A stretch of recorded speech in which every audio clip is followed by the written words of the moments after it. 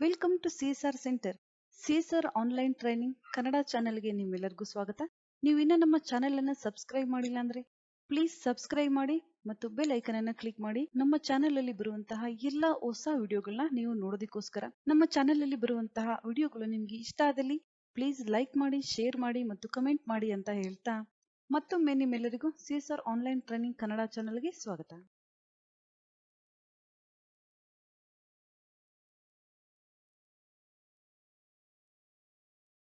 ನಾವು ಇವತ್ತು ನೋಡೋಣ msexcel ಅಲ್ಲಿ ಯಾವ ರೀತಿಯಾಗಿ ತುಂಬಾ ಸುಲಭವಾಗಿ ಸ್ಯಾಲರಿ ಸ್ಲಿಪ್ ಅನ್ನ ಮಾಡಬಹುದು ಅಂತ.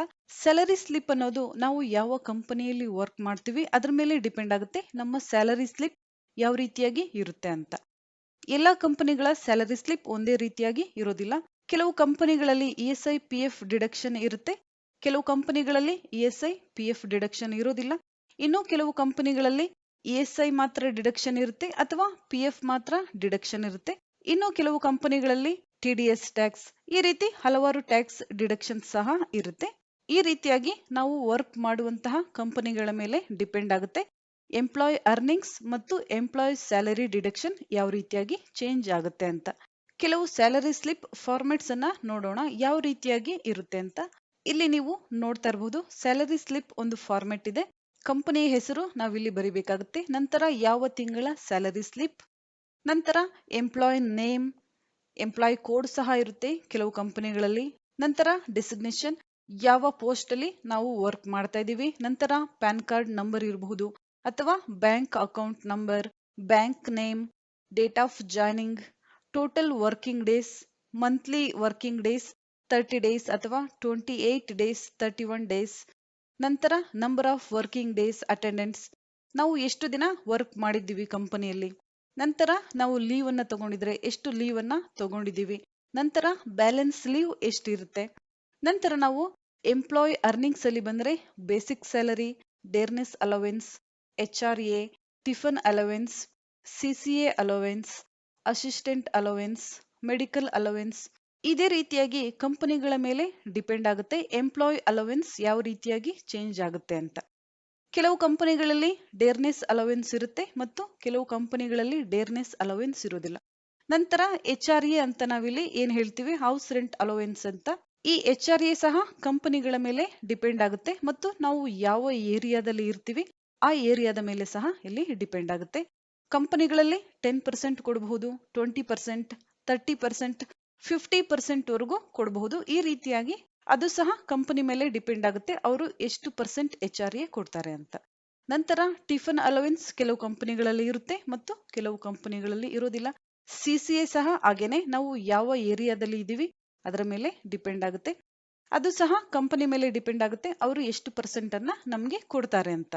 ನಂತರ ಅಸಿಸ್ಟೆಂಟ್ ಅಲವೆನ್ಸ್, ಕೆಲವು ಕಂಪನಿಗಳಲ್ಲಿ ಮೆಡಿಕಲ್ ಅಲವೆನ್ಸ್ ಸಹ ಕೊಡ್ತಾರೆ ಮತ್ತು ಮಕ್ಕಳ ಎಜುಕೇಶನ್ಗೂ ಸಹ ಕೊಡ್ತಾರೆ. ಹಾಸ್ಟೆಲ್ ಫೀಸ್ ಇರಬಹುದು ಅಥವಾ ಸ್ಕೂಲ್ ಫೀಸ್ ಇರಬಹುದು ಮತ್ತು ಫ್ಯಾಮಿಲಿ ಇನ್ಶೂರೆನ್ಸ್ ಸಹ ಇರುತ್ತೆ. ಈ ರೀತಿಯಾಗಿ ಕಂಪನಿಗಳ ಮೇಲೆ ಚೇಂಜ್ ಆಗುತ್ತೆ, ಹಲವಾರು ಅರ್ನಿಂಗ್ಸ್ ಸಹ ಇರುತ್ತೆ ಎಂಪ್ಲಾಯ್ಸ್ಗೆ. ನಂತರ ನಾವು ಡಿಡಕ್ಷನ್ ಅಲ್ಲಿ ಬಂದ್ರೆ ESI PF ನಮ್ಗೆಲ್ಲ ಗೊತ್ತಿರುತ್ತೆ, ನಂತರ ಪ್ರೊಫೆಷನಲ್ ಟ್ಯಾಕ್ಸ್ ಸಹ ನಿಮ್ಗೆ ಗೊತ್ತಿರಬಹುದು. ಈ ರೀತಿಯಾಗಿ ಎಂಪ್ಲಾಯ್ ಅರ್ನಿಂಗ್ಸ್ ಮತ್ತು ಎಂಪ್ಲಾಯ್ ಡಿಡಕ್ಷನ್ ಇರುತ್ತೆ. ನೆಕ್ಸ್ಟ್ ಫಾರ್ಮೆಟ್ ನ ನೋಡೋಣ.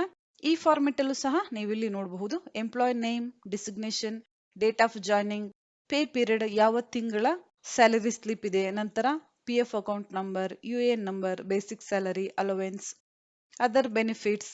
ನಂತರ ನಾವೇನಾದ್ರೂ ಲೋನ್ ಅನ್ನ ತಗೊಂಡು ಕಂಪನಿ ಕಡೆಯಿಂದ ಮಂತ್ಲಿ ಲೋನ್ ಅನ್ನ ಪೇ ಮಾಡ್ತಾ ಇದ್ರೆ ರಿಯಂಬರ್ಸ್ಮೆಂಟ್, ಈ ರೀತಿಯಾಗಿ. ನಂತರ ನೆಕ್ಸ್ಟ್ ಫಾರ್ಮೆಟ್ ಅಲ್ಲಿ ಹೋದ್ರೂ ಸಹ ನೀವು ಇಲ್ಲಿ ನೋಡಬಹುದು basic salary, dearness allowance, house rent allowance, other allowance, all cash reimbursement, LTA, medical allowance, ಈ ರೀತಿಯಾಗಿ ಕೆಲವು ಫಾರ್ಮೆಟ್ ಗಳನ್ನ ನಾನಿಲ್ಲಿ ನಿಮ್ಗೆ ತೋರಿಸ್ತಾ ಇದ್ದೀನಿ ಯಾವ ರೀತಿಯಾಗಿ ನಮ್ಮ ಸ್ಯಾಲರಿ ಸ್ಲಿಪ್ ಚೇಂಜ್ ಆಗುತ್ತೆ ಅಂತ. ನಾವೀಗ ಮಾಡಿ ನೋಡೋಣ ಸ್ಯಾಲರಿ ಸ್ಲಿಪ್ ಅನ್ನ ಯಾವ ರೀತಿ ಮಾಡ್ಬೇಕಂತ. ಬೇಸಿಕ್ ಸ್ಯಾಲರಿ ಸ್ಲಿಪ್ ಕೆಲವು ಕಂಪನಿಗಳಲ್ಲಿ ಕಾಂಟ್ರಾಕ್ಟರ್ ಬೇಸಿಸ್ ಮೇಲೆ ನಾವು ವರ್ಕ್ ಮಾಡ್ತಾ ಇದ್ರೆ ಅಥವಾ ಕೆಲವು ಕಂಪನಿಗಳಲ್ಲಿ ಯಾವ ರೀತಿಯಾದ ಸ್ಯಾಲರಿ ಸ್ಲಿಪ್ ಇರುತ್ತೆ ಅಂತ ನಾವು ನೋಡೋಣ. ನಾವಿಲ್ಲಿ ಸ್ಯಾಲರಿಯನ್ನ ಯಾವ ರೀತಿ ಡಿವೈಡ್ ಮಾಡಬೇಕು, ಯಾವ ರೀತಿ ಕ್ಯಾಲ್ಕುಲೇಟ್ ಮಾಡಬೇಕು, ಎಷ್ಟು ಪರ್ಸೆಂಟೇಜ್ ಯಾವ ಟ್ಯಾಕ್ಸ್ ಅನ್ನ ಕಟ್ ಮಾಡ್ತಾರೆ ಅಂತ ನಮ್ಗೆ ಗೊತ್ತಾದ್ರೆ ನಾವು ಈಸಿಯಾಗಿ ಸ್ಯಾಲರಿ ಸ್ಲಿಪ್ ಅನ್ನ ಮಾಡಬಹುದು. ಯಾವುದೇ ಸ್ಯಾಲರಿ ಸ್ಲಿಪ್ ಇರಬಹುದು. ಇಲ್ಲಿ ನೀವು ನೋಡ್ತಾ ಇರಬಹುದು ಒಂದು ಸಿಂಪಲ್ ಸ್ಯಾಲರಿ ಸ್ಲಿಪ್ ಅನ್ನ ನಾನು ನಿಮ್ಗೆ ಮಾಡಿ ತೋರಿಸ್ತಾ ಇದ್ದೀನಿ. ಕಂಪನಿ ನೇಮ್ ನಾವಿಲ್ಲಿ ಟೈಪ್ ಮಾಡಬೇಕಾಗುತ್ತೆ. ನಂತರ pay slip for the month of, ಯಾವ ತಿಂಗಳ ಪೇಮೆಂಟ್ ಸ್ಲಿಪ್ ಅನ್ನ ನಾವಿಲ್ಲಿ ಮಾಡ್ತಾ ಇದೀವಿ ಅಥವಾ ನಾವು ಯಾವ ತಿಂಗಳ ಪೇಮೆಂಟ್ ಅನ್ನ ತಗೊಂಡಿದೀವಿ ಆ ತಿಂಗಳ ಸ್ಯಾಲರಿ ಸ್ಲಿಪ್, ಆ ತಿಂಗಳನ್ನ ನಾವಿಲ್ಲಿ ಬರಿಬೇಕಾಗುತ್ತೆ. ನಂತರ ನಮ್ಮ P F number, ESI number ಸಹ ನೀವಿಲ್ಲಿ ಬರಿಬಹುದು. ನಂತರ employ number, employ name, bank account number, bank name. ಕೆಲವು ಕಂಪನಿಗಳಲ್ಲಿ ಈ ಡೀಟೇಲ್ಸ್ ಅನ್ನ ಬರೆದಿರ್ತಾರೆ, ಕೆಲವು ಕಂಪನಿಗಳಲ್ಲಿ ಈ ಡೀಟೇಲ್ಸ್ ಇರೋದಿಲ್ಲ. ನಂತರ ನಾವಿಲ್ಲಿ ಬಂದ್ರೆ ಸೀರಿಯಲ್ ನಂಬರ್. ಒಂದು ಕಂಪನಿಯಲ್ಲಿ 100 ಜನ ವರ್ಕ್ ಮಾಡ್ತಾರೆ ಅಂದ್ರೆ ನಮ್ಮ ಸೀರಿಯಲ್ ನಂಬರ್ ಇರುತ್ತೆ 1 2 3, ಹೀಗೆ ನಮ್ಮ ನಂಬರ್ ಅನ್ನ ನಾವಿಲ್ಲಿ ಹಾಕ್ಬೇಕಾಗುತ್ತೆ. ನಂತರ ನಾವಿಲ್ಲಿ ನೇಮ್ ಅನ್ನ ಟೈಪ್ ಮಾಡಬೇಕು. ನಂತರ ಬೇಸಿಕ್ ಸ್ಯಾಲರಿ 9000. ಇಲ್ಲಿ ಯಾವುದೇ HRE ಅಥವಾ ಡೇರ್ನೆಸ್ ಅಲವೆನ್ಸ್, ಯಾವುದೇ ಟಿಫನ್ ಅಲವೆನ್ಸ್ ಇಲ್ಲಿ ಇಲ್ಲ. ಬೇಸಿಕ್ ಸ್ಯಾಲರಿ ಮತ್ತು OT ಅಮೌಂಟ್ ಅನ್ನ ನಾನಿಲ್ಲಿ ತೋರಿಸ್ತಾ ಇದ್ದೀನಿ. 9000 ನಮ್ಮ ಬೇಸಿಕ್ ಸ್ಯಾಲರಿ ಇದೆ. Working days 30 days.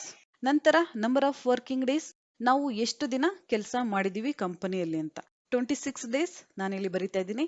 ನಂತರ per day salary, per day ಸ್ಯಾಲರಿಯನ್ನ ಯಾವ ರೀತಿ ನಾವು ಕ್ಯಾಲ್ಕುಲೇಟ್ ಮಾಡಬೇಕು ಅಂತ ನಾನಿಲ್ಲಿ ಸಿಂಪಲ್ ಫಾರ್ಮುಲಾಗಳನ್ನ ಹಾಕ್ತಾ ಇದ್ದೀನಿ. ಇಲ್ಲಿ ಈಕ್ವಲ್ ಸಿಂಬಲ್, ನಂತರ 9000 ಸ್ಯಾಲರಿ ಡಿವೈಡೆಡ್ ಬೈ 30 ಡೇಸ್. 9000 ಸ್ಯಾಲರಿಯನ್ನ ನಾವಿಲ್ಲಿ ಡಿವೈಡ್ ಮಾಡ್ತಾ ಇದೀವಿ 30 ಡೇಸ್ಗೆ. ನಂತರ ಎಂಟರ್. ನೀವಿಲ್ಲಿ ನೋಡ್ತಾ ಇರಬಹುದು, ತಿಂಗಳಿಗೆ 9000 ಸ್ಯಾಲರಿ ನಮ್ಗೆ ಇದ್ರೆ ಒಂದು ದಿನಕ್ಕೆ 300 ರೂಪಾಯಿ ಸ್ಯಾಲರಿ ನಮ್ಗೆ ಇಲ್ಲಿ ಸಿಗುತ್ತೆ. ನಂತರ ಒಂದು ದಿನದಲ್ಲಿ ವರ್ಕಿಂಗ್ ಅವರ್ 9 ಅವರ್ ಇರುತ್ತೆ. 1 ಅವರ್ ಬ್ರೇಕ್ ಅಂತೇಳಿ ಕ್ಯಾಲ್ಕುಲೇಟ್ ಮಾಡ್ತಾರೆ. ಅದರಲ್ಲಿ ನಮ್ಮ ವರ್ಕಿಂಗ್ ಅವರ್ 8 ಅವರ್ ಅಂತ ನಾವಿಲ್ಲಿ ಕೌಂಟ್ ಮಾಡಬೇಕಾಗುತ್ತೆ. Equal 300 rupees divided by 8 hour. ನಂತರ ಎಂಟರ್. ಒಂದು ತಿಂಗಳಿಗೆ 9000 ಸ್ಯಾಲರಿ ನಮ್ಗಿದ್ರೆ ಒಂದು ದಿನಕ್ಕೆ 300 ರೂಪಾಯಿ ಸ್ಯಾಲರಿ ನಮ್ಗೆ ಸಿಗುತ್ತೆ. ಒಂದು ದಿನಕ್ಕೆ 300 ರೂಪಾಯಿ ಸ್ಯಾಲರಿ ನಮ್ಗೆ ಸಿಕ್ಕರೆ ಒಂದು ಗಂಟೆಗೆ 37 ರೂಪಾಯಿ 50 ಪೈಸೆ ನಮ್ಗಿಲ್ಲಿ ಸ್ಯಾಲರಿ ಸಿಗುತ್ತೆ. ನಂತರ ಒಮ್ಮೆನು ಇನ್ಕ್ರೀಸ್ ಡೆಸಿಮಲ್ ಮಾಡೋಣ. ಇಲ್ಲಿ ನೀವು ನೋಡಬಹುದು, ಒಂದು ಗಂಟೆಗೆ 37 ರೂಪಾಯಿ 50 ಪೈಸೆ ನಮ್ಗಿಲ್ಲಿ ಸ್ಯಾಲರಿ ಬರುತ್ತೆ. ಈ ರೀತಿಯಾಗಿ ನಾವು ಸ್ಯಾಲರಿಯನ್ನ ಕ್ಯಾಲ್ಕುಲೇಟ್ ಮಾಡಬೇಕಾಗುತ್ತೆ. ನಂತರ ಪರ್ ಡೇ ಸ್ಯಾಲರಿ 300 rupees ನಾವಿಲ್ಲಿ ಹಾಕ್ಬೇಕಾಗುತ್ತೆ. ಇಲ್ಲಿ ಕ್ಯಾಲ್ಕುಲೇಟ್ ಮಾಡಿದೀವಿ. ನಂತರ OT ಅವರ್, ಆಲ್ಮೋಸ್ಟ್ ಕಂಪನಿಗಳಲ್ಲಿ OT ನಾವು ಮಾಡ್ತೀವಿ, ಓವರ್ ಟೈಮ್ ಅಥವಾ ಎಕ್ಸ್ಟ್ರಾ ಡ್ಯೂಟಿ. ಒಂದು ತಿಂಗಳಲ್ಲಿ 65 ಅವರ್ಸ್ ಎಕ್ಸ್ಟ್ರಾ ಡ್ಯೂಟಿಯನ್ನ ಮಾಡಿದೀವಿ, ಓವರ್ ಟೈಮ್. ನಂತರ OT ಅಮೌಂಟ್ ಅನ್ನ ನಾವಿಲ್ಲಿ ಕ್ಯಾಲ್ಕುಲೇಟ್ ಮಾಡಬೇಕು. OT ಅಮೌಂಟ್ ಸಹ ಅಷ್ಟೇನೆ, ನಮಗೆ ಎಷ್ಟು OT ಅಮೌಂಟ್ ಅನ್ನ ಕೊಡ್ತಾರೆ ಅನ್ನೋದು ನಾವು ಯಾವ ಕಂಪನಿಯಲ್ಲಿ ವರ್ಕ್ ಮಾಡ್ತೀವಿ ಅನ್ನೋದ್ರ ಮೇಲೆ ಡಿಪೆಂಡ್ ಆಗುತ್ತೆ. ಕೆಲವು ಕಂಪನಿಗಳಲ್ಲಿ ಸಿಂಗಲ್ OT ನ ಕೊಡ್ತಾರೆ, ಕೆಲವು ಕಂಪನಿಗಳಲ್ಲಿ ಡಬಲ್ OT ನ ಕೊಡ್ತಾರೆ. ಈ ರೀತಿಯಾಗಿ ಈಗ ಸಿಂಗಲ್ OT ಅಂದ್ರೆ ಏನು, ಡಬಲ್ OT ಅಂದ್ರೆ ಏನಂತ ನಾವಿಲ್ಲಿ ಕ್ಯಾಲ್ಕುಲೇಟ್ ಮಾಡಬೇಕು. ನಾವಿಲ್ಲಿ ಕ್ಯಾಲ್ಕುಲೇಟ್ ಮಾಡಿದೀವಿ. ಪರ್ ಡೇ ಸ್ಯಾಲರಿ ಇದೆ 300 ರೂಪಾಯಿ ಮತ್ತು ಒಂದು ಗಂಟೆಯ ಸ್ಯಾಲರಿ ನಮಗೆ 37 ರೂಪಾಯಿ 50 ಪೈಸೆ. ಇಲ್ಲಿ ಸಿಂಗಲ್ OT ಅಂದ್ರೆ 37 ರೂಪಾಯಿ 50 ಪೈಸೆನ 1 ಅವರ್ಗೆ ಲೆಕ್ಕ ಹಾಕಿ ನಮಗೆ ಕಂಪನಿಗಳಲ್ಲಿ ಕೊಡ್ತಾರೆ. ಡಬಲ್ OT ಅಂದ್ರೆ ಇದೇ 37 ರೂಪಾಯಿನ ನಾವೀಗ ಡಬಲ್ ಮಾಡಬೇಕು. ಇಲ್ಲಿ ಕ್ಲಿಕ್ ಮಾಡ್ತಾ ಇದ್ದೀನಿ, ಈಕ್ವಲ್ ಸಿಂಬಲ್ 37 ಪ್ಲಸ್ ಮತ್ತೆ ಇದೇ ಕಾಲಮ್ ಅನ್ನ ಸೆಲೆಕ್ಟ್ ಮಾಡ್ತಾ ಇದ್ದೀನಿ. ನಂತರ ಎಂಟರ್. ಇಲ್ಲಿ ಪರ್ ಅವರ್ ನಮ್ಮ ಸ್ಯಾಲರಿ ಬರುತ್ತೆ 37 ರೂಪಾಯಿ 50 ಪೈಸೆ. ಸಿಂಗಲ್ OT ಅಂದ್ರೆ ನಮ್ಗೆ 37 ರೂಪಾಯಿ ಅಷ್ಟೇನೆ ಕೊಡ್ತಾರೆ. ಡಬಲ್ OT ಅಂದ್ರೆ ಇದನ್ನ ನಮ್ಗೆ ಡಬಲ್ ಆಗಿ ಕೊಡ್ತಾರೆ, 75 rupees ಪರ್ ಅವರ್. ಈ ರೀತಿಯಾಗಿ ನಮ್ಗೆ OT ಅನ್ನ ಕೊಡ್ತಾರೆ.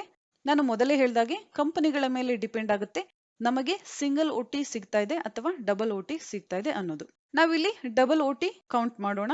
ಇಲ್ಲಿ ಈಕ್ವಲ್ ಸಿಂಬಲ್ ಹಾಕ್ಬೇಕಾಗುತ್ತೆ. ನಂತರ ನಮ್ಮ ವರ್ಕಿಂಗ್ ಅವರ್ಸ್ ಇದೆ 65, ನಂತರ ಇಂಟು, ನಂತರ 75 rupees ಸೆಲೆಕ್ಟ್ ಮಾಡಬೇಕು. ನಂತರ ಎಂಟರ್. ನಾವಿಲ್ಲಿ 65 ಅವರ್ ನಮ್ಮ ವರ್ಕಿಂಗ್ ಅವರ್ಸ್ ಇದೆ. ಓವರ್ ಟೈಮ್ ನಮಗೆ OT ಅಮೌಂಟ್ ಸಿಗ್ತಾ ಇದೆ 4875 ರೂಪಾಯಿ. ಈ ರೀತಿಯಾಗಿ ನಾವು OT ಅಮೌಂಟ್ ಅನ್ನ ಕ್ಯಾಲ್ಕುಲೇಟ್ ಮಾಡಬೇಕು. ನಂತರ ನಾವೀಗ ನಮ್ಮ ಟೋಟಲ್ ಸ್ಯಾಲರಿಯನ್ನ ಕ್ಯಾಲ್ಕುಲೇಟ್ ಮಾಡಬೇಕು. ನಾವಿಲ್ಲಿ ವರ್ಕಿಂಗ್ ಡೇಸ್ 30 ಡೇಸ್ ಇದೆ. ನಾವು 30 ಡೇಸ್ ಸಹ ವರ್ಕ್ ಮಾಡಿದ್ರೆ ಇಲ್ಲಿ ನಮಗೆ 9000 rupees ಸಿಗ್ತಾ ಇತ್ತು. ಆದ್ರೆ ನಾವಿಲ್ಲಿ 26 ಡೇಸ್ ವರ್ಕಿಂಗ್ ಮಾಡಿದೀವಿ, ನಮಗೆ 9000 ಅಲ್ಲಿ ಸ್ಯಾಲರಿ ಕಟ್ ಆಗ್ತಾ ಇದೆ, 4 ದಿನದ ಸ್ಯಾಲರಿ. ನಾನಿಲ್ಲಿ ಫಾರ್ಮುಲಾ ಹಾಕ್ತಾ ಇದ್ದೀನಿ, ಈಕ್ವಲ್ 300 rupees ಪರ್ ಡೇ ಸ್ಯಾಲರಿಯನ್ನ ನಾವಿಲ್ಲಿ ಸೆಲೆಕ್ಟ್ ಮಾಡೋಣ. ಇಂಟು ನಾವು ಎಷ್ಟು ದಿನ ವರ್ಕ್ ಮಾಡಿದೀವಿ 26 ಡೇಸ್. ನಂತರ ಎಂಟರ್. ನಮ್ಗೆ ಇಲ್ಲಿ 7800 rupees ನಮ್ಗೆ ಮಂತ್ಲಿ ಸ್ಯಾಲರಿ ಸಿಗ್ತಾ ಇದೆ, 26 ಡೇಸ್ ಸ್ಯಾಲರಿ.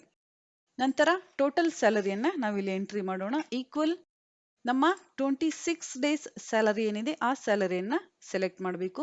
ನಂತರ ಪ್ಲಸ್ ನಮ್ಮ OT ಅಮೌಂಟ್ ಅನ್ನ ಸೆಲೆಕ್ಟ್ ಮಾಡಬೇಕು. ನಂತರ ಎಂಟರ್. ನೀವಿಲ್ಲಿ ನೋಡ್ತಾ ಇರಬಹುದು 12,675 ರೂಪಾಯಿ ನಮ್ಮ ತಿಂಗಳ ಸ್ಯಾಲರಿ ಬಂದಿದೆ. 26 ಡೇಸ್ ಸ್ಯಾಲರಿ ಮತ್ತು ನಮ್ಮ OT ಅಮೌಂಟ್.